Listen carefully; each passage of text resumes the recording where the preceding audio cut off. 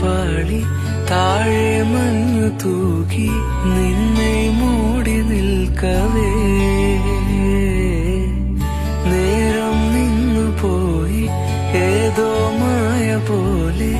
ഒന്നായി നാം നടക്കവേ നദിയിന്നോളങ്ങൾ കാണാത്ത കൊലുസുകളാൽ കാറ്റിൻ സാരംഗി മൂളുന്നു മധുരിതമായി നിനക്കു വേണ്ടി പ്രപഞ്ചമേ വിരിഞ്ഞു നിൽക്കയായി ആരോമൽ പൂവു പോലെന്നിൽ പൂത്ത പെണ്ണെ പേര് ചൊല്ലുമോ ആരോ